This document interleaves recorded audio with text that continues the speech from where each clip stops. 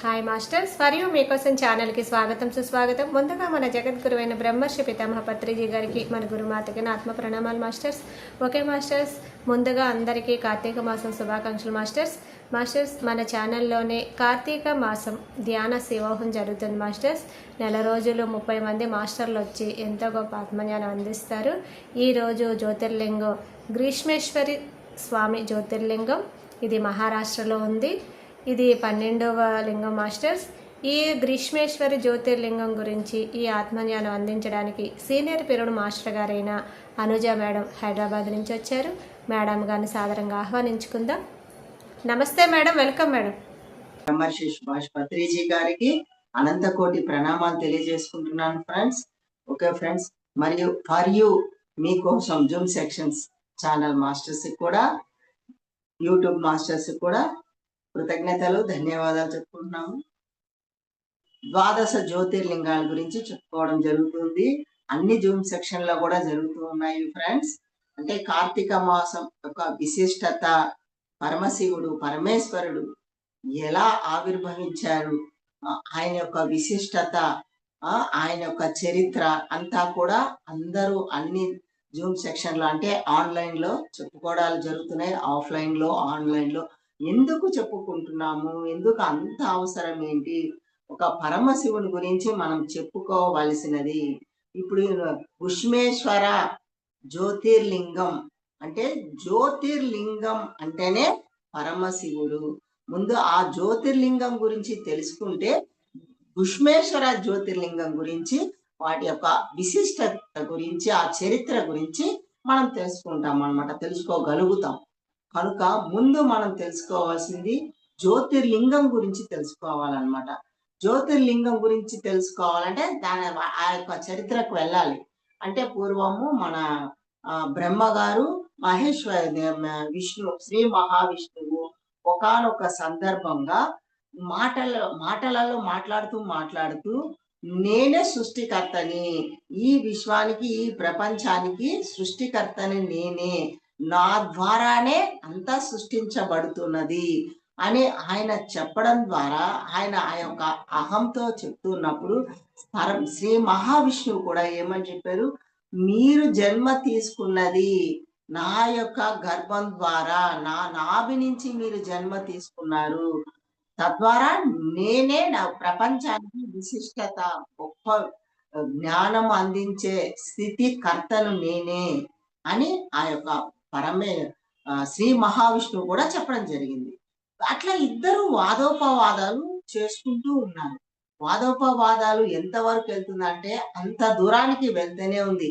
నేను గొప్ప అంటే నేను గొప్ప. చూడండి ఫ్రెండ్స్, చాలా మంది మనం ధ్యానులలో కూడా, ధ్యానులు, యోగులు ఎంత సాధన చేసినా, అంటే ఉదాహరణ చెప్తున్నారు, మునులు, ఋషులు, యోగులు వాళ్ళందరూ కూడా ఎంత సాధన చేసినా మనలో ఉన్నటువంటి అహము కొంత తెలుసుకునేసరికి, కొన్ని మనకి తెలిసినవి, కొన్ని సిద్ధులు వచ్చాయి అనుకోండి, అట్లా కొంత జ్ఞానం పొందాము.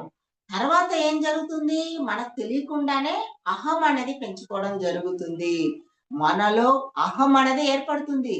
ధ్యాన సాధన ఇప్పుడు మనకు పేరు ధ్యానం అని పెట్టుకున్నాం, కానీ అదే పూర్వకాలంలో తపస్సు అని చెప్పడం జరిగింది. ఎవరిని తీసుకోండి, ఎంత గొప్ప ఋషులను తీసుకోండి, ఆ తర్వాత వాళ్ళలో ఆ అహం అనేది ప్రతి ఒక్క చరిత్రలో తెలుస్తుంది మనకి. ప్రతి ఒక్క చరిత్రలో మనం వినగలుగుతున్నాము, మాట్లాడగలుగుతున్నాము, తెలుసుకోగలుగుతున్నాము. అంటే ప్రతి నిమిషము, ప్రతి క్షణము మనం ఎరుకలో ఉండాలి. దానికి ఉదాహరణకి ఒక యోగి, అంటే హిమాలయ యోగి అనుకోవచ్చు.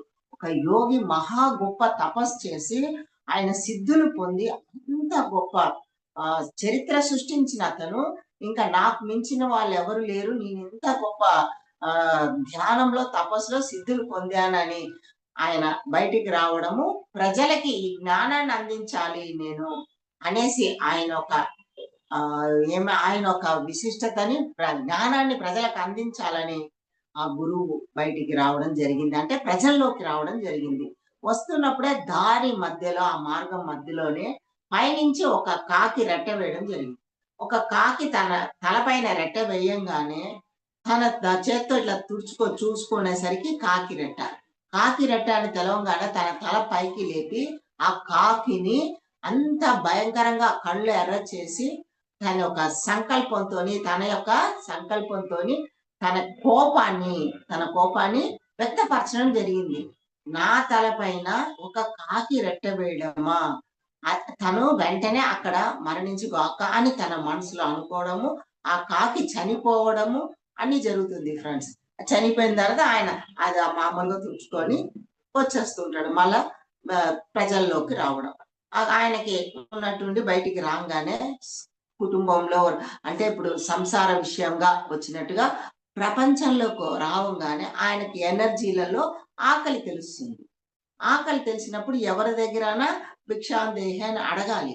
భిక్షాందేహిని అడుగుతున్నప్పుడు అక్కడ ఒక స్త్రీ దగ్గరికి వెళ్ళి భిక్షాందేహి మాత అని అడగడం చేస్తుంది. సరే అని ఆమె చూసి ఆయనకి ఆహారం తీసుకొద్దామని లోపలికి వెళ్ళి తీసుకొస్తున్నప్పుడే అక్కడ తన భర్త వెంటనే అప్పుడే ఇంట్లోకి రావడం జరిగింది. తన భర్త ఇంట్లోకి రావడంతోటే తన భర్తకి ఆహారం పెట్టాలి, భోజనం పెట్టాలనేసి తను ఏం చేస్తుంది, అక్కడ తన చేతిలో ఉన్న ఆ పళ్ళ్యాన్ని పక్కన పెట్టి, ఆ ఆహారాన్ని పక్కన పెట్టి, ముందు భర్తకి వడ్డించడం చేశారనమాట. భర్తకి వడ్డించి ఆయనకి భోజనం పెట్టిన తర్వాత బయట ఉన్న ఆ యొక్క సాధువుకి, యోగికి ఆహారం తీసుకెళ్ళి ఇవ్వడం జరుగుతుంది. ఆ ఇస్తున్నప్పుడు ఈయన పరమ కోపంతోటి ఓర్పు సహనము లేకుండా, తనలో ఓర్పు సహనం లేకుండా ఆ స్త్రీని కూడా దూషించడం జరుగుతుంది. స్త్రీని ఎలా దూషిస్తాడు? వచ్చినది నేను ముందు ఒక యోగిని బయట నిలబెట్టి, నీవు నీ భర్త రాగానే ఆయనకి ఆహారం అందించడం, భోజనం పెట్టడం చేశావు.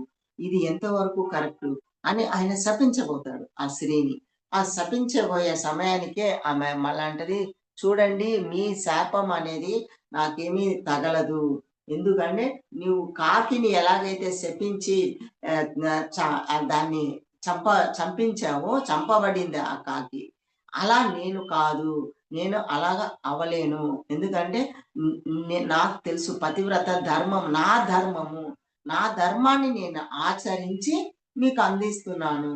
కనుక మీ యొక్క సంకల్పం నా మీద పని చెయ్యదు అని ఆమె చెప్పడము, ఆమె చేతిలో ఉన్న ఆహారాన్ని ఆయన గిన్నెలో వేయడం జరుగుతుంది. కానీ తనకి చాలా ఇదనిపిస్తది. ఏమనిపిస్తది? అరే! అక్కడ జరిగిన విషయము ఈమెకి ఎలా తెలుసు? నేను ఒక్కడినే కదా అక్కడ ఉన్నాను.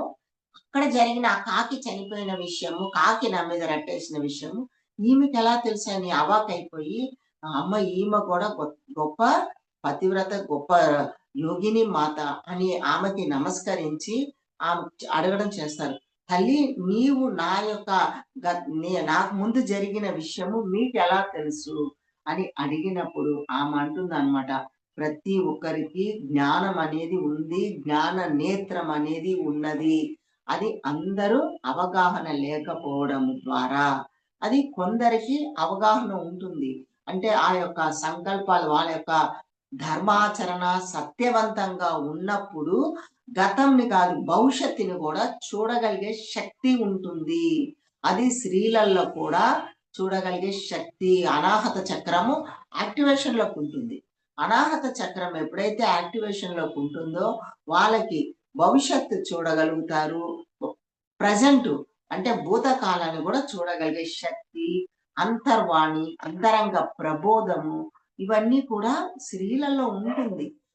అంత సాత్విక గుణంలో ఉంటారనమాట. అంటే అన్‌కండిషనల్ లవ్, ప్రేమ తత్వము, నిస్వార్థ సేవ, ఫలితాన్ని ఆశించకుండా చేసేటటువంటి దాన్ని నిస్వార్థ సేవ. చూడండి ఇంట్లో ప్రతి ఒక్కరికి వాళ్ళ పిల్లలకి కానీ, భర్తకి కానీ, కుటుంబ సభ్యులకు కానీ ఎవరికైనా ఫలితాన్ని ఆశించకుండా వాళ్ళు అంత అద్భుతంగా వర్క్ చేస్తుంటారు స్త్రీలు. అంటే వాళ్ళలో ఆ దైవత్వము, దైవతత్వము ఎవరైతే ధర్మాచరణ చేస్తూ సత్యవంతంగా ఎవరైతే ఉంటారో, ఎవరైతే ఫలితాన్ని ఆశించకుండా అన్‌కండిషన్ లవ్ ప్రతి ఒక్కరిని ప్రేమగా ప్రేమ తత్వాన్ని వ్యక్తపరుస్తూ, అందిస్తూ ఆ! నిస్వార్థ సేవ చేస్తున్నప్పుడు సాక్షాత్తు భగవంతుడే వాళ్ళలో కొలువై ఉన్నాడు. ప్రతి ఒక్కరిలో భగవంతుడు కొలువై ఉన్నాడు. ఆయన యొక్క జ్ఞానానికి, ఆయన యొక్క శక్తికి, పరమాత్మ యొక్క వెలుగుకి, ఆనందానికి అన్నిటికి కనెక్ట్ అయి ఉంటాము అనేది ఆమె చెప్పడం ద్వారా కూడా ఆయన ఆ యోగి తెలుసుకోవడం జరుగుతుంది. అంత గొప్ప యోగీశ్వరుడు కూడా తెలుసుకోవడం చెప్పి ఆమెకి నమస్కరించి, హృదయపూర్వకంగా నమస్కరించి, మీరు ఇంత జ్ఞానం మీరు ఎలా పొందారు? అని అడిగినప్పుడు ఆమె ఒక అడ్రెస్ ఇవ్వడం చేస్తుంది. ఒక యోగి ఉన్నారు. ఇదే లైన్‌లోనే ఉన్నారు. ఈ సందు చివరే ఉన్నారు. ఆయన ద్వారా నేను తెలుసుకోవడం జరిగింది. ఆయన ద్వారా ఈ జ్ఞానం పొందడం జరిగింది. కనుక మీరు గూడా వెళ్తానంటే వెళ్ళొచ్చు. నాకు చెప్పమ్మా ఆయన పేరేంటి? ఆ యోగి ఆ యోగిని యోగి అతని పేరు చెప్పండి. నేను వెళ్తాను. ఈ సందు చివరే ఒక షాప్ ఉంది. ఆ షాప్‌లో ఉంటాడాయన అని ఆయన పేరు కూడా చెప్పడం చేస్తుంది. ఆ పేరు తెలుసుకొని నమస్కరించి ఆహ్, ఆహ్, ఆ యొక్క పతివ్రతకి నమస్కరించి అక్కడి నుంచి బయలుదేరి తను ఆ యొక్క షాప్ దగ్గరికి వెళ్ళడం. ఆయనిచ్చిన ఆహ్, ఆమెగారి ఆ తల్లి పతివ్రత ఇచ్చినటువంటి అడ్రెస్ తీసుకొని అతన్ని కలవడం జరుగుతుంది. ఏ పేరైతే చెప్తారో ఆ పేరు ఉన్న అతని దగ్గరికి కలవడం జరుగుతుంది ఫ్రెండ్స్. కలవడానికి వెళ్తే అక్కడ ఆ షాప్ చూస్తే ఈ మాంసపు కొట్టనమాట. మాంసపు కొట్టు. ఆ మాంసాన్ని కొడుతున్నాడు. ఆ మాంసం ముద్దలు ఏలాడుతున్నాయి. మాంసపు ముద్దలు ఏలాడుతున్నాయి. మాంసపు కత్తి చేతిలో పట్టుకొని కటిక అతను మాంసపు ముద్దల్ని కొడుతూ ఉన్నాడు. అరే! ఆమేమో నాకు సేమ్ అడ్రెస్సే ఇచ్చింది. సేమ్ ఇతని పేరే చెప్పింది. పక్క వాళ్ళనడిగితే ఆ కటిక అతనే, అతని పేరదే, ఆ షాపు అతనిదే అని ఇద్దరు ముగ్గురు చెప్పారు. ఇద్దరు ముగ్గురు చెప్పిన తర్వాత ఆయనకి నాకు ఈ కటిక అతను అడ్రెస్సు, పేరు ఇవ్వడం ఎందుకిచ్చిందబ్బా! సరే వెళ్లి అతనితోనే మాట్లాడదాం. అతనితోనే కలిసి మాట్లాడదాం, అడుగుదామని వెళ్లి అడగడము, మాట్లాడడం జరుగుతుంది ఫ్రెండ్స్. అప్పుడు ఆయన అంటాడు నా పేరే, ఇది నా షాపే. మీరొచ్చింది కరెక్ట్ అయిన అడ్రస్‌కే వచ్చారు. అప్పుడు అడుగుతాడనమాట. ఆ పతివ్రత ఆ తల్లి మీ దగ్గర జ్ఞానం నేర్చుకున్నారు. మీరు ఆ జ్ఞానాన్ని అందించారంట. మీరు చూస్తేమో కటిక వాళ్ళు మాంసాన్ని కొడుతున్నారు. జీవహింస మహాపాపము. ఇవన్నీ అడగడం, చెప్పడం, చేయడం ద్వారా అప్పుడు చెప్తాడనమాట అతను. ఏదైనా ఏ వృత్తి చేస్తున్నా లోపల మేము ఫలితాన్ని ఆశించకుండా నిస్వార్థ సేవ చేస్తూ నా వృత్తి ధర్మాన్ని నేను చేస్తున్నాను. ఇక్కడ నా యొక్క వృత్తి ధర్మాన్ని నేను చేస్తున్నాను. కానీ నా లోపల ఎటువంటి భావన లేదు. నా లోపల ఎటువంటి భావన లేదు. నేను ఆ భగవంతుణ్ణి స్మరించుకుంటూ నా వృత్తి ధర్మాన్ని నేను చేస్తున్నాను. నాకు తెలిసిన జ్ఞానాన్ని ఎదుటి వాళ్ళకి పంచుతున్నాను, అందిస్తున్నాను.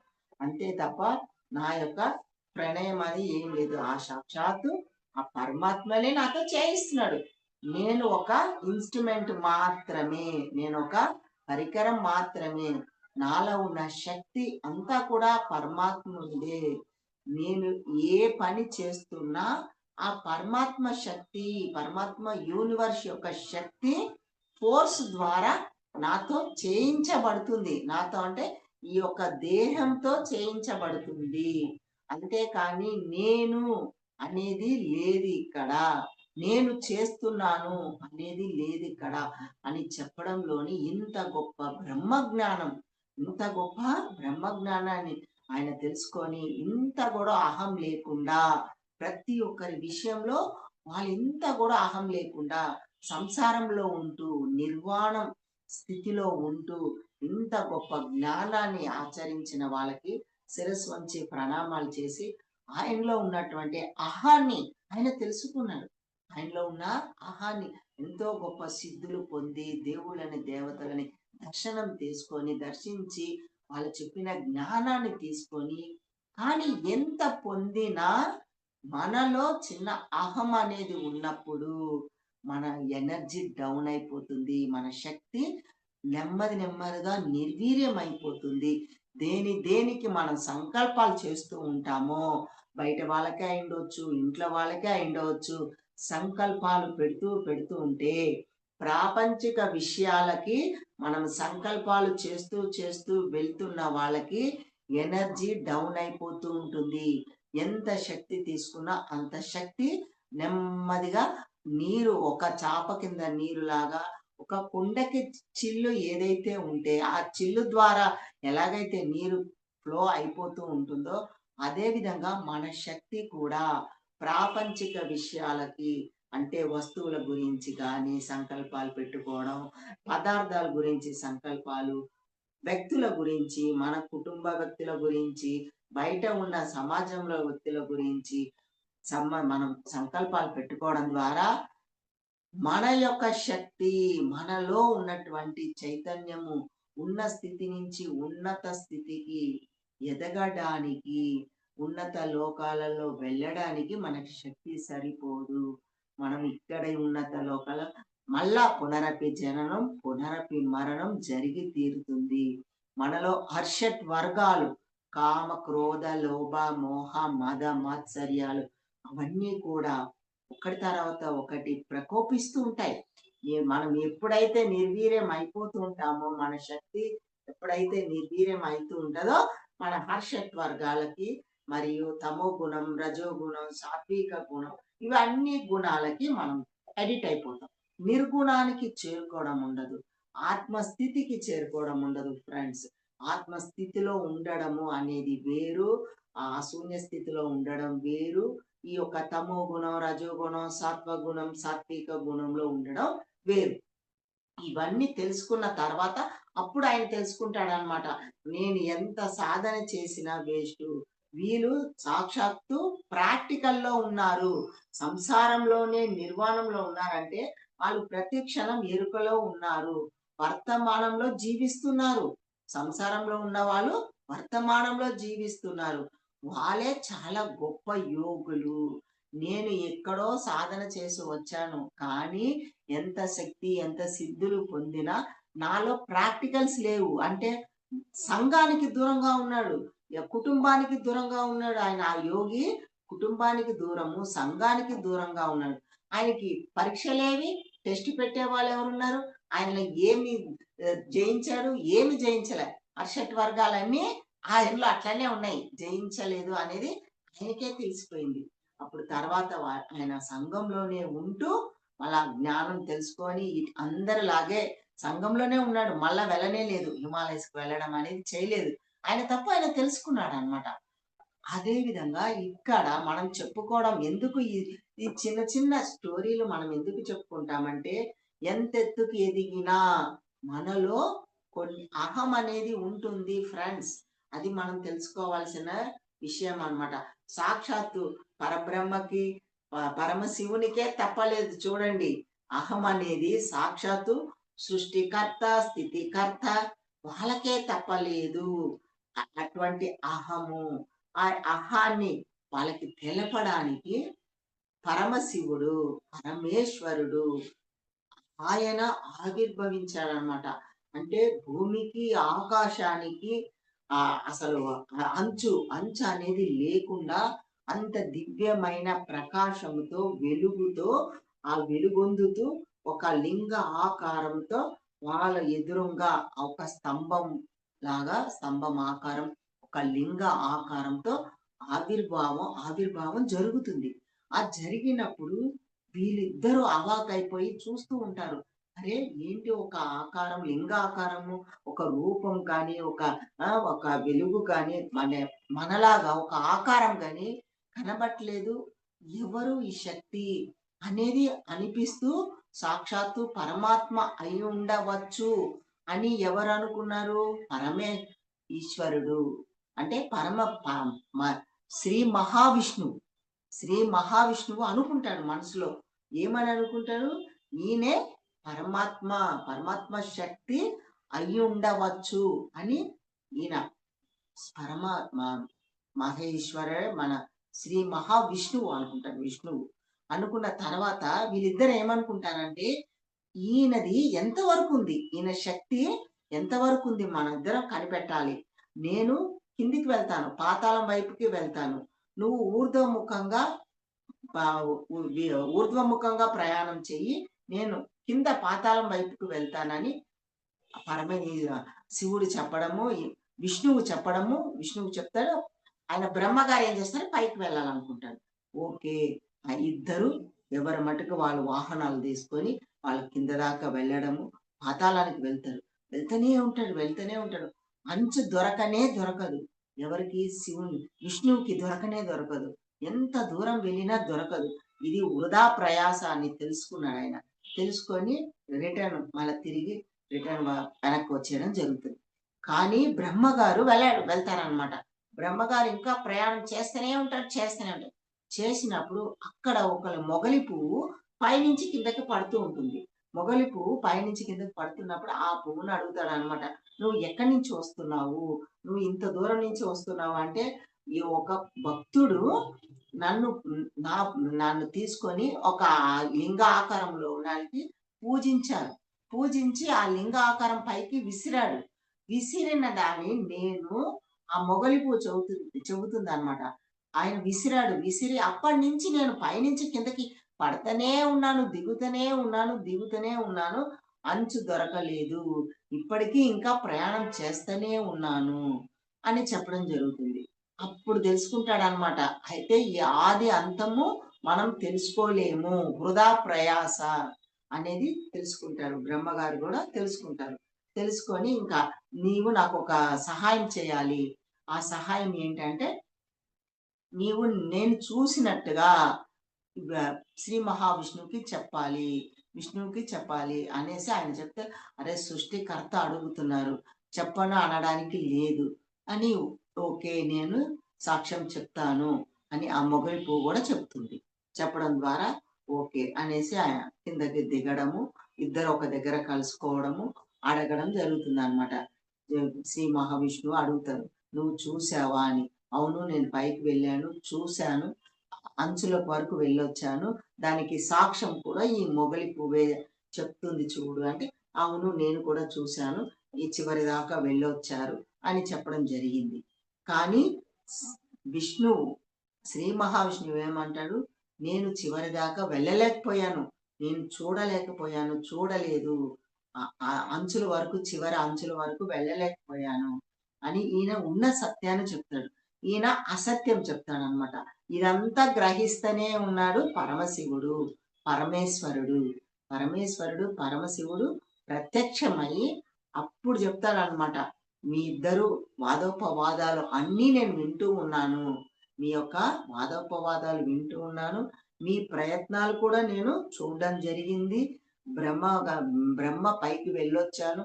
ఆది చూసొచ్చానని ఆయన అబద్ధాలు చెప్పాడు. సత్యం చెప్పలేదు. అసత్యం చెప్పాడు. కనుక ఆయనకి ఈ భూమండలంలో పూజలు ఉండవు. పూజలు, పునస్కారాలు ఉండవు అనేది ఆయన చెప్పడం చేస్తారనమాట. అదే మన విష్ణువుకి, శ్రీ మహావిష్ణువుకి నువ్వు బ్రహ్మాండంగా పూజలు అందుకుంటూ ఉంటావు. ఈ భూమండలంలో బ్రహ్మాండంగా నువ్వు ఈ ఈ ప్రపంచంలో మొత్తంలో నువ్వు పూజలు అందుకుంటూ ఉంటావు. ఈ ఈ ఎవరైతే నిన్ను పూజిస్తారో వాళ్ళకి అన్ని ఐశ్వర్యాలు కలుగుతూ ఉంటాయి. అప్పుడు బ్రహ్మగారు అడుగుతారు, "నా తప్పు క్షమించండి. నాకు పూజలు అందుకునే ఎవరైతే నన్ను పూజిస్తారో వాళ్ళకి ఏది శక్తి అందదా? నా తప్పు క్షమించండి. దానికి విరుగుడు మీరు చెప్పాలి" అని ప్రాధేయపడి వేడుకుంటాడు నమస్కరిస్తూ పరమశివునికి. తద్వారా ఆయన అప్పుడు చెప్పడం చేస్తారు. నిన్ను పూజించరు కానీ ఎవరైతే పూజకి పిలుస్తారో, ఎవరిని ఏ గురువునైనా, ఏ పంతులనైనా పిలిచినప్పుడు ఆ బ్రహ్మ స్థితిలో ఉన్న వాళ్ళని పిలుస్తారు. అంటే సృష్టికర్త అదే నీవు, సాక్షాత్తు అదే నీవు. ఎవరైతే పూజలకి పిలుస్తారో ఆ బ్రాహ్మణులంటేనే బ్రహ్మతత్వంతో కూడుకున్న వాళ్ళు. వాళ్ళే నీవు పూజలు చేయించడానికి అర్హత ఉన్నవాడివి అని చెప్పడం జరుగుతుంది. మొగలి పువ్వుకి చెబుతుంది. మొగలి పువ్వుకి ఏం చెప్తారు? "నువ్వు నా పూజకి అందుకోవడానికి అర్హత లేదు. నీవు నా పూజ దగ్గర నువ్వు ఉండడానికి నీకు అర్హత లేదు. ఎందుకంటే తను కూడా అబద్ధాలు చెప్తుంది. అసత్యం చెప్తుంది. అసత్యం చెప్పినందువలన నీవు పూజకి బయట ఉంటావు. అంటే గుమ్మాన బయట నువ్వు ఉండగలుగుతావు. ఉంచుతారు నిన్ను. గుమ్మం బయటంతా అంటే గుమ్మాలకు వేలాడగడతారు. ఆ మాలగా. కనుక నువ్వు అక్కడ ఉండడానికి అర్హత పొందావు. నీవు నా పాదాల చెంత ఉండడానికి నీకు అర్హత లేదు అని చెప్పడము, అదృశ్యమైపోవడము జరుగుతుందనమాట. ఈ విధంగా ఏదైనా సరే ఎంత గొప్ప బ్రహ్మ, విష్ణు వాళ్ళకే తప్పలేదు అహం అనేది. మనం ఏమాత్రమో మనం కూడా తెలుసుకోవాలి ఫ్రెండ్స్. ఈ ద్వాదశ జ్యోతిర్లింగాల గురించి ఆ విశిష్టత, ఆ చరిత్ర అనేది ఎందుకు చెప్పుకుంటున్నాము అనేది సాక్షాత్తు సత్యం అన్నమాట ఇది. లోక కళ్యాణం కోసం, విశ్వ కార్యం కోసం ఇవన్నీ అంటే దుష్ట సంహారం కోసం ఎంతో మంది ఇప్పుడు దేవి నవరాత్రులు జరిగాయి. దేవి నవరాత్రులలో కూడా దుష్ట సంహారం జరిగింది. ఆ దేవతలు ఆ యొక్క దేవతల అవతారాలు తీసుకొని దుష్ట సంహారం జరిగింది. ఇక్కడ కూడా ద్వాదశ జ్యోతిర్లింగాలు ఆవిర్భావం ఎందుకు జరిగిందంటే ప్రతి ఒక్కరిలో అహము, తమో గుణంతో, రజో గుణముతో, సాత్విక గుణముతో ఎంత సాధనలు చేసినా, ఎంత ఉన్నతమైన స్థితికి ఎదిగినా అంటే రాజర్షులుగా, బ్రహ్మర్షులుగా, మహర్షులుగా ఎదిగిన వాళ్ళు కూడా రావణ బ్రహ్మని తీసుకోండి. ఆయన అహం ద్వారా తన యొక్క శక్తిని కోల్పోవడము, నిర్వీర్యమైపోవడము. ఆ విధంగా ఎంతమందో మనకు ప్రతి ఒక్కళ్ళకి తెలుసు. ప్రతి ఒక్క రావణ బ్రహ్మే కాదు. ఆయన దుర్వాస మహాముని కూడా ఆయన ఎన్నో వేల సంవత్సరాలు తపస్సు చేసి కూడా ఆయన తపోశక్తినంతా ఎలా కోల్పోయాడా అనేది ప్రతి ఒక్కరికి తెలుసనమాట. కనుక ఈరోజు భూష్మేశ్వర జ్యోతిర్లింగం యొక్క విశిష్టత, ఆ యొక్క చరిత్ర, ఆ యొక్క పేరు ఎలా వచ్చింది అనేది మనం ఇప్పుడు తెలుసుకుందాం ఫ్రెండ్స్. Okay friends. పూర్వము ఒక దేవగిరి అనే ఒక రాజ్యంలో అక్కడ ఆయన సుర సురదాముడు సురదాముడు అనే ఒక అతను అంటే వాళ్ళు కూడా బ్రాహ్మిన్స్ అన్నమాట. వాళ్ళిద్దరు భార్యాభర్తలు శివునికి ఎంతో భక్తులు అన్నమాట. వాళ్ళిద్దరూ శివ భక్తులు. శివలింగాన్ని పూజ చేస్తూ ఎప్పుడు వాళ్ళ యొక్క మనస, వాచ, కర్మణ ఎప్పుడు త్రికరణ శుద్ధిగా లేసిన కాడి నుంచి శివుణ్ణి ధ్యానిస్తూ, పూజిస్తూ, తపస్సు చేసుకుంటూ ఉన్నవాళ్ళన్నమాట భార్యాభర్తలు ఇద్దరు కూడా. కానీ కొంతకాలం గడిచిన తర్వాత కూడా వాళ్ళకి పిల్లలు కలగలేదు. పిల్లలు కలగని కారణాన భార్య ఎప్పుడు అశాంతిగా ఉంటుందన్నమాట. భార్య అంటూ ఉంటది, మనకి పిల్లలు కలగలేదు. నాకు అదొక్కటే అశాంతి ఉంది. నాకు ప్రశాంతత లేదు. నాకు అమ్మాని పిలిపించుకోవాలని ఉందండి. నాకు ఒక కుమారుడు గాని, కూతురు గాని నాకు పుడితే ఆ ఒక్క లోటు తీరిపోతుంది. ఆ ఒక్క కోరిక నాలో ఉన్నది. నేను ప్రాధేయపడుతున్నా, వేడుకుంటున్నా, ఆ భగవంతుని కూడా వేడుకున్నా అని ఈయనకి మొరపెట్టుకుంటది. భర్త దగ్గరే మొరపెట్టుకుంటది. విన్నవించుకుంటుంటదనమాట. నాకు ఒక్క పిల్లవాడు నన్ను అమ్మ అని పిలిస్తే చాలు అనేది ఎంతో బాధతో ఏడుస్తూ చెప్పడం జరిగినప్పుడు తను అంటాడనమాట, చూడు ఈ ప్రపంచంలో ఉన్న వాళ్ళందరూ కూడా మన పిల్లలే. భగవంతుడు శివ పరమాత్మ ఎంత గొప్ప ఎంత గొప్ప విషయాన్ని మన ఇద్దరికి ఎట్లా ఇచ్చారనుకున్నావు? నీ ఏ కర్మలు లేవు. నువ్వు ఒక పుత్రుని ద్వారా, ఒక పిల్లల ద్వారా మన గత జన్మలో ఎన్నో కర్మలు చేసి ఉన్న వాళ్ళకి పుత్ర సంతానం ఉండడము, పిల్లలు పుట్టడము, స్త్రీలు గాని, పురుషులు గాని అంటే పిల్లలు ఆడవాళ్ళు గాని, ఆడపిల్లలు గాని, మగ పిల్లలు గాని పుట్టడం అంటే వాళ్ళ ద్వారా మనము నేర్చుకోవలసినది. మనం చేసిన పూర్వ జన్మలో చేసిన కర్మలు, అది పాప కర్మలు అయిండొచ్చు, పుణ్య కర్మలైనా అయిండొచ్చు. అంటే పుణ్యం చేసి ఉండవచ్చు, పాపం చేసి ఉండవచ్చు. వాళ్ళ ద్వారా మనం అనుభవించడం జరుగుతుంది. కనుకనే వాళ్ళు మీ యొక్క గర్భంలో, స్త్రీ గర్భంలో జన్మ తీసుకోవడం జరుగుతుంది. వాళ్ళ ద్వారా మనం నేర్చుకోవాల్సింది, మనం చేసిన పాప కర్మలు అనుభవించడము, పుణ్య కర్మలు అనుభవించడము జరుగుతూ ఉంటుంది. తద్వారానే మనకి ముక్తి, మోక్షము కలగదు. ఎప్పుడైతే అటువంటిది ఒక పిల్లలు అన్నవాళ్ళు మన గర్భంలో జన్మ తీసుకోలేదంటే, పూర్వ జన్మలో మనం ఎంతో పుణ్యం చేసి ఉన్నవాళ్ళము. అంటే పాపకర్మలు, దుష్కర్మలు, సత్కర్మలు అనేటివి మన జీవితంలో లేదు. ఇది చివరి జన్మ. చివరి జన్మలో ఉన్న వాళ్ళకి ఒక శివుని యొక్క ధ్యానంలో, శివుని యొక్క తపస్సులో మనం తరించాలి. మన జన్మ తరించాలి. కనుక మనకి ఈ యొక్క గొప్ప అవకాశాన్ని ఆ పరమశివుడు మనకు అందించారు. ఈ గొప్ప అవకాశాన్ని మనకు పరమశివుడు అందించారు. నీవు తెలుసుకుంటలేవు. సరే, నీకు తెలిసే విధంగా నీకొక టెస్ట్ పెడతాను. ఆ టెస్ట్‌ని నువ్వే తెలుసుకో అనేసి ఆయన ఏం చేస్తాడు, 2 కాయిన్స్ తీసుకుంటాడు. అక్కడ 2 కాయిన్స్ తీసుకొచ్చి, ఆ 2 కాయిన్స్‌లలో ఒక్కొక్క దానికి ఒక్కొక్క సంకల్పం చేస్తాడనమాట. ఆయన మనసులోనే నీకు పిల్లలు పుడతారు అని ఒక కాయిన్‌లో సంకల్పం చేసుకుంటాడు. ఇంకొక కాయిన్‌లో నీకు పిల్లలు పుట్టరు అని మనసులో అనుకోవడం చేస్తాడనమాట. ఒక దాంట్లో ఏమో నీకు పిల్లలు పుడతారు అనే ఒక సంకల్పము, ఇంకొక దాంట్లో నీకు పిల్లలు పుట్టరు అనే సంకల్పం. ఆ 2 సంకల్పాలు చేసి 2 కాయిన్స్ తన భార్య ముందట పెడతాడనమాట. తన భార్య ముందట పెట్టి, "ఇదిగోమ్మా, నీకు పిల్లలు పుడతారో పుట్టరో ఈ కాయిన్స్ ద్వారా నీకు తెలిసిపోతుంది" అనేది చెప్పి 2 చేతిలో పట్టుకొని చూపిస్తాడనమాట.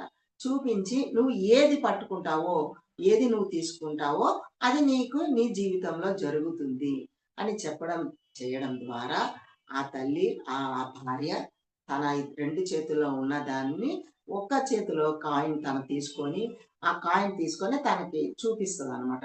"ఇదిగోండి, మీ ఎడమ చేతిలో ఉన్న కాయిన్ నేను తీసుకున్నాను. ఇదిగో" చూపిస్తే అప్పుడు చెప్తాడనమాట తను. "నువ్వు తీసుకున్న కాయిన్స్‌లో ఏమని సంకల్పం జరిగింది?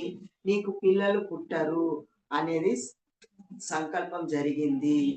ఇది నీకు నువ్వే, అంటే డైరెక్ట్‌గా సాక్షాత్తు పరమశివుడే నీకు అందించారు. నా ద్వారా పరమశివుడు నీకు అందించినటువంటి సందేశము. ఏమని? నీకు పిల్లలు కలగరు అన్న సందేశము నీకు అందింది. కనుక ఈ రోజు నుంచి నన్ను పిల్లల గురించి ఆ మాట గాని, ఆ ప్రస్తావన గాని నా దగ్గరికి తీసుకురాకు. ఈ రోజు నుంచి పిల్లల విషయం పిల్లలు పుడతారా? పుట్టరా? పిల్లలు పుట్టాలి అని ఆ విషయం, ఆ మాట నా దగ్గర తీసుకురాకు. ఈరోజే నీకు ఆ యొక్క సత్యం తెలిసింది. సాక్షాత్తు పరమశివుడే సాక్షాత్‌గా నీకు అందించడం జరిగింది" అని చెప్పి ఆయన అక్కడి నుంచి పక్కకు వెళ్ళిపోవడం జరిగిపోతుంది. ఈమెకి ఇంకా మానసికంగా ఇంకా ఎక్కువ స్టార్ట్ అయిపోయింది. ఎక్కువ బాధపడుతుంది, ఫీల్ అవుతుంది. నాకు పిల్లలు కలగరు అని ఇంకా మననం చేస్తూ, బాధపడుతూ, ఫీల్ అవుతూ అశాంతికి గురైపోతూ ఉంటుంది. అశాంతికి గురయ్యి ఒక ఆలోచన ఏర్పడుతుంది తనకి. అరే! నాకంటే పిల్లలు కలగరు. అదే వేరే వాళ్ళని పెళ్లి చేసుకుంటే పిల్లలు కలుగుతారు గదా! ఆ పిల్లలు కలిగిన వాళ్ళు నన్ను అమ్మ అని పిలుస్తారు గదా! అది చాలు నాకు. ఎవరైతే ఏముంది? నా భర్త ద్వారా పిల్లలు పుట్టడం జరిగితే, పుట్టిన పిల్లవాడు నన్ను అమ్మ అని పిలుస్తాడు కదా! అని ఎంతో సంతోషంగా ఆ యొక్క ఆలోచన ద్వారా తను మళ్ళా వెళ్లి చెప్పడం జరుగుతుందనమాట. తన భర్తకెళ్ళి చెప్తుంది. "సరే అండి, నాకైతే పిల్లలు కలగరు, ఓకే. మీరు వేరే పెళ్లి చేసుకుంటే, మీరు వేరే వివాహం చేసుకుంటే, ఆ వచ్చిన ఆమెకి పిల్లలు కలుగుతారు, పిల్లలు పుడతారు. అప్పుడు ఆ పిల్లవాడు నన్ను అమ్మ అని పిలుస్తాడు. నాకు ఆ సంతోషం, ఆ ఆనందం చాలండి" అని ఆయన ప్రాధేయపడుతుంది, వేడుకుంటుందనమాట. "మీరు తప్పనిసరిగా వివాహం చేసుకోవాలి. ఎవరినైనా మీరు తప్పకుండా వివాహం చేసుకోవాలంటే" తనేం చెప్తాడప్పుడు, తన భార్యకి చెప్తాడు. "చూడమ్మా, నువ్వు ఇక్కడ చెప్తున్నావు కరెక్టే, బావుంది. కానీ నీవు సవతి పోరుని సహించలేవు. వేరే ఆమెని నేను వివాహం చేసుకోవడం ద్వారా ఆ యొక్క సవితి పోరు నువ్వు సహించలేవు, భరించలేవు. అటువంటి దుర్ఘటన నీకు సంభవిస్తుంది. ఇట్లాంటి అవసరమా మనకి? మన చుట్టూ ఉన్న వాళ్ళందరూ మన పిల్లలే. ఆ పిల్లలను నువ్వు దగ్గర చేర్చుకొని అమ్మ అని పిలిపించుకో" అని ఎంత ప్రాధేయపడి ఎంత చెప్పినా ఆమె వినదు కాక వినదు. వినక ఏమని సలహా ఇస్తుంది అంటే, మీరు ఆఖరికి నా చెల్లెనే మీరు చేసుకోండి. నా చెల్లె ఉన్నది. ఆమె ఉన్నది ఇంట్లో. నా చెల్లె ఉన్నది. ఆమె గొప్ప భక్తురాలు. ఆమె గూడా శివ భక్తురాలు. ఆమెని నేను ఒప్పిస్తా. ఒప్పించి వివాహం చేస్తా అనేసి ఆయనతోని ఎంతో ప్రాధేయపడి ఆమెని వేడుకుంటుంది. వేడుకుంటే తద్వారా ఆయన ఇంకా ఈమెని ఏది కాదనలేక ఓకే అని సరే అని ఒప్పుకుంటాడు. వివాహానికి రెండో వివాహానికి ఒప్పుకోవడం జరుగుతుంది. భర్తతో ఒప్పించుతుంది పాపం. ఎంతో కష్టంగా ఒప్పిస్తుంది. ఒప్పించి తన చెల్లెల దగ్గరికి వెళ్ళి, తన చెల్లెలు కూడా తన యొక్క కోరికని నెరవేర్చమని తన దగ్గర వేడుకుంటుంది. వేడుకొని ప్రాధేయపడుతుంది. నాకు పిల్లలు కలగకున్నా పర్వాలేదు. నువ్వు తనని పెళ్లి చేసుకొని, నీకు పుట్టిన పిల్లవాడు నన్ను అమ్మ అని పిలిస్తే, ఆ సంతోషం, ఆనందం నాకు చాలు. ఆ శివుడు నాకు ఇంతవరకే ఇచ్చాడు అని నేను ఆనందంగా శివ ధ్యాన స్థితిలో శివుడిని తపస్సు చేసుకొని ఆ ధ్యాన స్థితిలోనే నా జీవితాన్ని నేను గడిపేస్తాను. ఆనందంగా గడుపుతాను అని వేడుకుంటే దానికి ఆమె చెల్లెలు గూడా ఒప్పుకుంటుంది. ఒప్పుకోవడం ద్వారా వాళ్ళిద్దరికీ వివాహం చేయడం జరుగుతుంది. ఆ చెల్లెలి పేరు భూష్ భూష్మేశ్వరి. భ్రూష్మేశ్వరి. ఆ చెల్లెలి పేరే భ్రూష్మేశ్వరి అన్నమాట. ఆ భ్రూష్మేశ్వరికి తన భర్తనిచ్చి వివాహం చేస్తుంది. వివాహం చేసిన తర్వాత వాళ్ళిద్దరూ చాలా చక్కగా ఉంటూ, ఆమె శివ ధ్యానంలోనే ఉంటూ, శివ భక్తురాలు గదా! 108 శివలింగాలు, చిన్న చిన్నయి లింగాలు. 108 శివలింగాలకి రోజు ఆమె పూజిస్తుంది. ధ్యానిస్తూ ఆ యొక్క లింగార్చన చేస్తూ ఉంటుందన్నమాట. లింగార్చన చేస్తూ 3 సంవత్సరాల నుంచి చేస్తుందన్నమాట. 3 సంవత్సరాల నుంచి 108 లింగాలని పూజిస్తూ ఉంటది. పూజిస్తూ, ప్రార్థిస్తూ, ధ్యానిస్తూ చేయడం ద్వారా ఆమెకి ఆమె ద్వారా ఒక సంతానం కలుగుతుంది. ఒక పుత్ర సంతానం కలగడం ద్వారా ఎంతో ఆనందిస్తారనమాట. ఈమె మొదటి భార్య, రెండో భార్య గు గురుస్మేశ్వరి. గురుస్మేశ్వరి ఆమె కూడా ఎంతో సంతోషంతోటి వీళ్ళందరూ ఆ బాబుతోటి అమ్మ అని పిలిపించుకుంటది. తను రోజు ఆ మొదటి భార్యని అమ్మ, అమ్మ అని పిలవడం, ఆ ఆనంద స్థితిలో ఆ శివుణ్ణి ధ్యానించుకుంటూ, పరవశించుకుంటూ, తపస్సులోనే నిమగ్నం ఉంటూ ఉంటారు.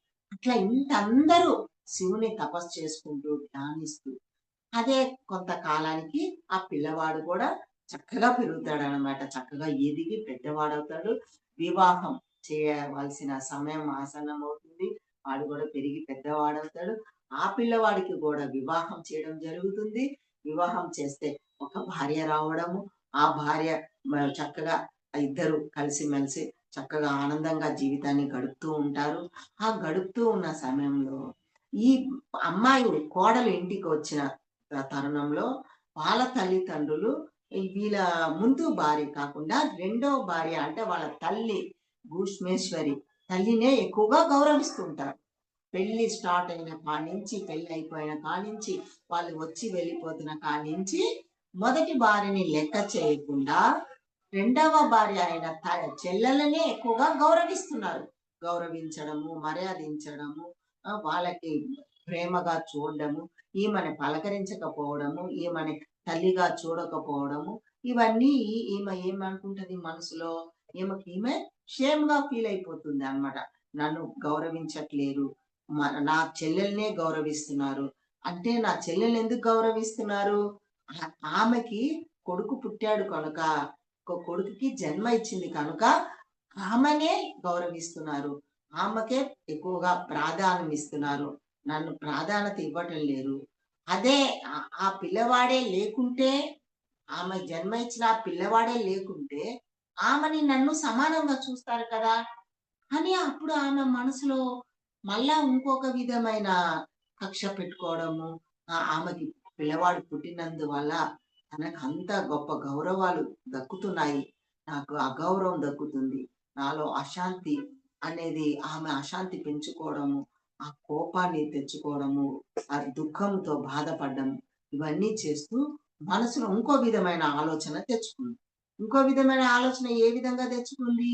ఆ పిల్లవాడిని చంపేస్తే మా ఇద్దరిని ఇంకా వాళ్ళు ఎదురుగా ఉన్న వాళ్ళు అంటే ఆ కోడలి యొక్క వారి తల్లిదండ్రులు మా ఇద్దరిని సమానంగా చూసుకుంటారు. సమానంగా గౌరవిస్తారు.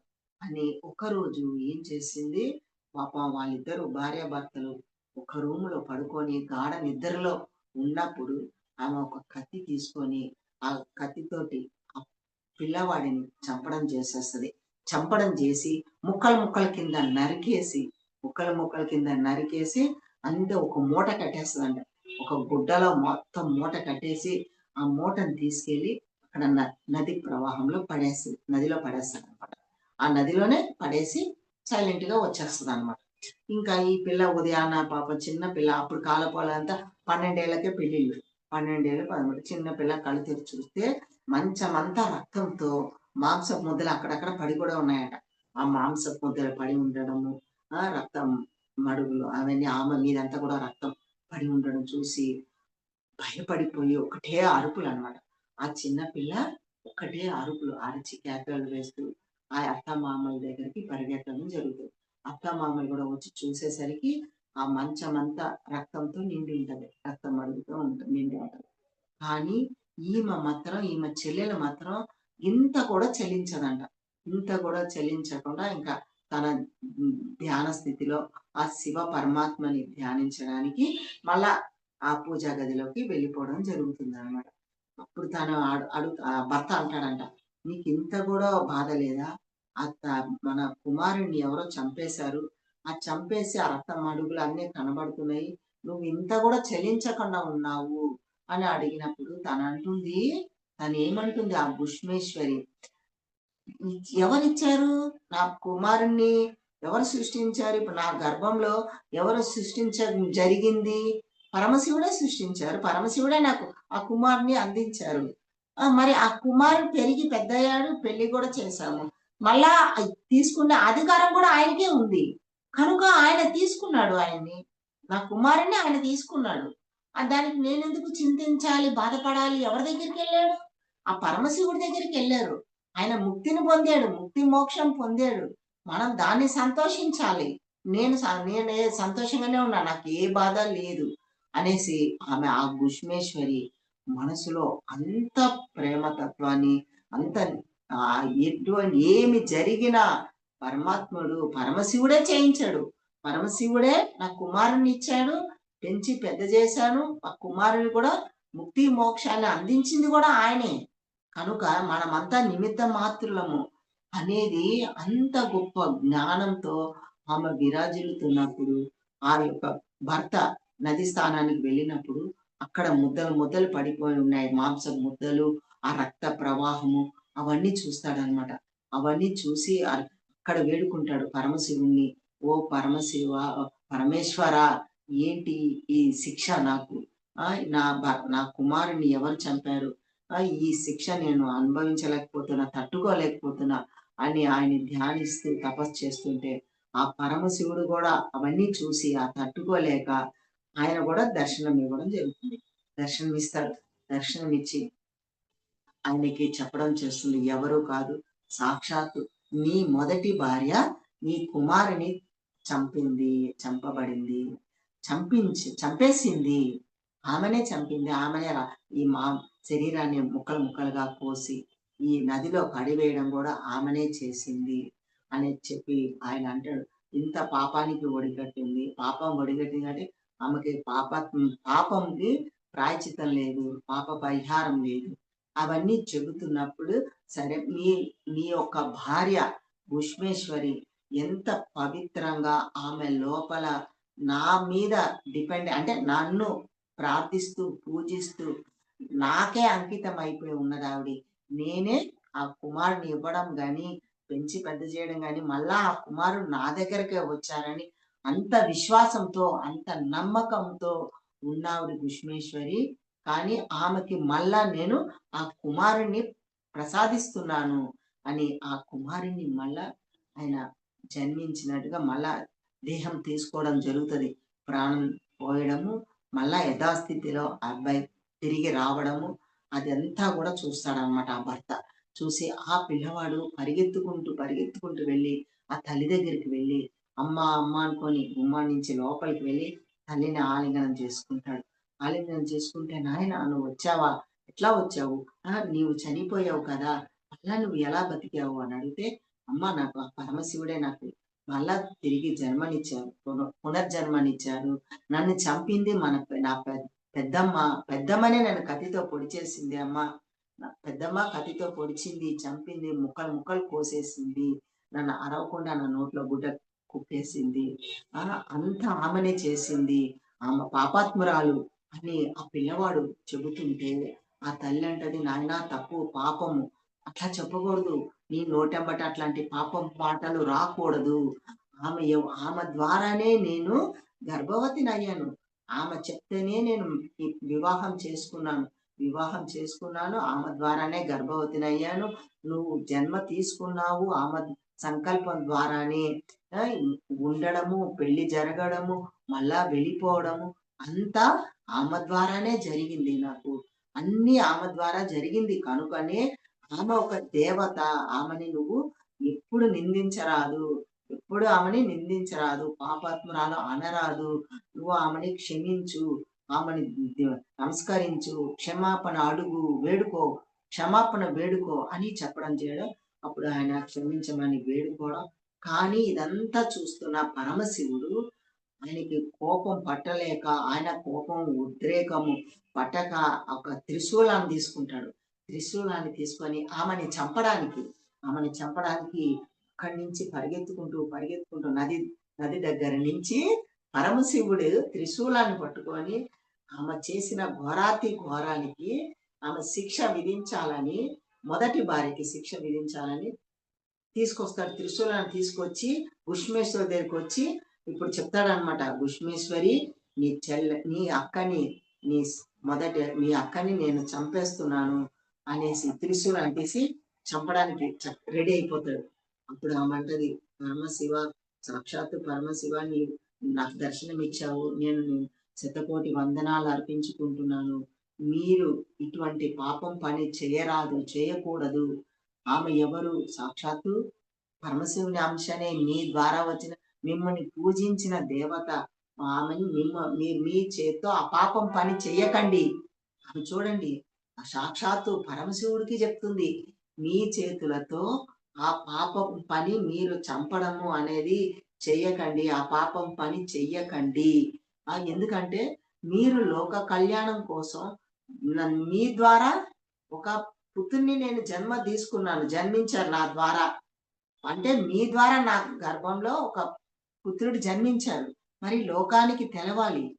మీ యొక్క శక్తి ఎటువంటిది తెలవాలి. ఆ పరమశివుని ద్వారా పిల్లవాడు జన్మించడము, పెరిగి పెద్దవాడవడము, ఒక పెళ్లి చేసుకోవడం, ఇవన్నీ జరిగినాయి. అన్నీ మీ ద్వారా జరిగింది. ఇది లోక కళ్యాణం కోసం జరిగింది. జరిగిన దానిని మీ యొక్క విశిష్టతని ప్రజలు గుర్తించాలి. అది కాకుండా మీరు ఆమెని చంపడం ద్వారా, ఆ పాపం మీరు చేయడం ద్వారా ప్రజలేమనుకుంటారు? ఆమెని చంపేశారు, చంపబడింది. మీ యొక్క విశిష్టత తెలుసుకోలేరు ప్రజలు. కనుక మీ విశిష్టత తెలవాలంటే, ఎక్కడైతే ఆమె ఒక పిల్లవాడిని చంపి ముక్కలు కోసి ఎక్కడైతే పడేసిందో, ఆ పడేసిన దగ్గర మీరు లింగాకారంలో జన్మ తీసుకోవాలి. అక్కడే మీరు జన్మించాలి.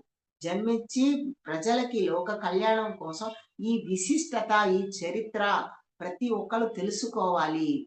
ప్రతి ఒక్కరు ఈ విశిష్టత, ఈ చరిత్ర తెలుసుకోవాలి. దాన్నే నేను కోరుకుంటున్నాను, వేడుకుంటున్నాను.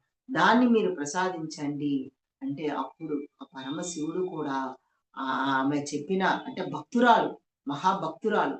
ఆ భక్తురాలిని కూడా ఆయన ఎంతో గొప్పగా, అంటే తనకి కూడా జ్ఞానాన్ని అందించింది చూడండి. పరమశివునికి కూడా ఆ టైంలో ఉన్న ఉద్రేకాన్ని, కోపాన్ని, అవన్నిటినీ పక్కకు పెట్టమని, అంటే ఒక క్షణంలో మనము ఎట్లా ఉద్రేకము, కోపము, అహము, ఇవన్నీ మనలో కూడా ఎలా ఏర్పడుతుంటాయో, అవి తాత్కాలికంగా ఏర్పడుతుంటాయి. ఎవరిలో అయినా ఉన్నట్టుండి తమో గుణం గాని, రజో గుణము, ఈ యొక్క కామ, క్రోధ, లోభ, మోహ ఏర్పడుతుంటాయి. కానీ ఆ క్షణంలో మనం తెలుసుకొని దానిని విడిచిపెట్టాలి. దానిని రెమెడీ మనం కనుక్కొని వెంటనే మనం ఎరుకలోకి రావాలి. ఎరుకలోకి వచ్చి మనం చేస్తున్న పని ఎటువంటిది అని తెలుసుకున్నప్పుడు దాన్ని అక్కడ ఆపేస్తామనమాట.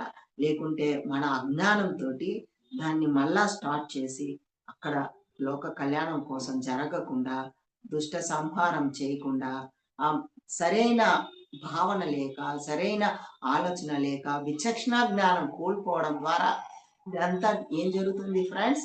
విచక్షణ జ్ఞానం కోల్పోవడం అంటే మనం ప్రతి క్షణం ఎరుక లేకపోవడం. చూడండి పరమశివుడు కూడా సాక్షాత్తు పరమశివుడు కూడా ఆ క్షణం ఎరుక కోల్పోవడం జరిగింది. అంటే లోక కళ్యాణం కోసమేలెండి ఇదంతా కూడా. పరమశివుని ద్వారా జరిగింది ఒక చరిత్ర. ఒక చరిత్ర మనం చెప్పుకుంటున్నామంటే ప్రజలకి అవగాహన కల్పించడం కోసం, ప్రజలకి ఎటువంటి దుష్ట సంహారం చెయ్యాలి అంటే పాపం పని చేసిన వాళ్ళని సంహరించబడాలి అనేది లోక కళ్యాణం కోసమే తప్ప ఆయన ఆయనకేం అన్ని ప్రతి క్షణం ఎరుకుతూనే ఉంటాడు పరమశివుడు. ఒక స్టోరీ జరగాలంటే లోక కళ్యాణం కోసమే. ఇది తెలుసుకోవాలి మనం. అప్పుడు పరమశివుడు ఏం చెప్తాడంటే, భుష్మేశ్వరి నేను ఇక్కడ లింగంగా ప్రతిష్టాపన జరుగుతది. నేను ఆవిర్భావం జరుగుతది. కానీ నీ పేరు ద్వారా జరుగుతుంది ఇక్కడ. ఆ లింగానికి ఏమని పేరు పెడుతున్నానంటే భుష్మేశ్వరి జ్యోతిర్లింగము. భుష్మేశ్వరి జ్యోతిర్లింగము ఆవిర్భావం ఇక్కడ జరిగినది.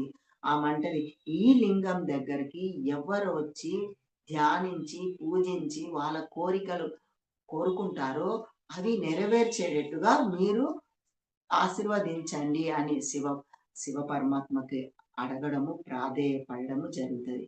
దానికంటే భుష్మేశ్వరి ఎవరైతే ఈ భుష్మేశ్వరి జ్యోతిర్లింగం దగ్గరకు వచ్చి పూజించి ధ్యానించి వాళ్ళ కోరికలు కోరుకుంటారో అవి తప్పక నెరవేరుతాయి అని చెప్పడము పరమశివుడు దర్శనమిచ్చిన తర్వాత ఆయన సాక్షాత్తు అదృశ్యమైపోతారనమాట. అదృశ్యమైపోవడం ఆ విధంగా భూష్మేశ్వరి జ్యోతిర్లింగం ఆవిర్భావం ఈ విధంగా జరిగినది. ఈ చరిత్ర ద్వారా మనం తెలుసుకోవాల్సిన విషయాలు చూడండి ఎన్ని తెలుసుకోవాలంటే ఎంత దేవుళ్ళని దేవతలని మనం ధ్యానించినా పూజించినా తపస్సు చేసినా చూడండి మరి ఆ భూష్మేశ్వరి వాళ్ళ అక్కగారు ఎంతో శివభక్తురాలు కానీ ఆమె లోపల స్వార్థం చూడండి ఎంత స్వార్థం. దేనికైనా ఏ పని చేయడానికైనా వెనుకాడరు. అంటే అహం అక్కడ స్టార్ట్ అయిపోయింది. స్వార్థం స్టార్ట్. ఎదుటి వాళ్ళకి పిల్లలు కలిగారు, వాళ్ళ సొంత చెల్లెలకి పిల్లవాడు పుట్టాడని తనకి కోపము అహం పెంచుకొని తనకి గౌరవ మర్యాదలు దక్కట్లేదని చూడండి. గౌరవ మర్యాదలు లోకంలో అందరూ నాకు గౌరవించాలి, నన్ను పొగడాలి. ఎవరైతే పొగడము గౌరవించాలని వేడుకోవడాలు స్టేజుల మీద చెప్తున్న ఉదాహరణకి స్టేజుల మీద వెళ్ళడము, గౌరవించుకోవడము, సాల్వాలు కప్పుకోవడం ఇవన్నీ జరుగుతుంటాయి. అన్ని జరుగుతాయి, ఓకే కరెక్టే. కానీ లోపల అహం పెంచుకోరాదు. అహం పెంచుకోకూడదు. నేను ఇంత గొప్పవాడిని, ఇంత గొప్ప సన్మానాలు పొందుతున్నాను, ఇంత గొప్ప జ్ఞానం నేను అందుకున్నాను, ఇంత గొప్ప జ్ఞానాన్ని నేను ప్రజలకు అందిస్తున్నాను అన్న అహం ఎప్పుడైతే మనలో ఎక్కడో ఏ కొద్దిగా ఏ చివరిలోనో ఉన్నదంటే మన శరీరం నుంచి ఎనర్జీ క్రమక్రమంగా తగ్గుతూ వస్తుంది ఫ్రెండ్స్. అది మనం తెలుసుకోవాలి. తెలుసుకున్న వాళ్ళము ఆచరించాలని కోరుకుంటున్నాము.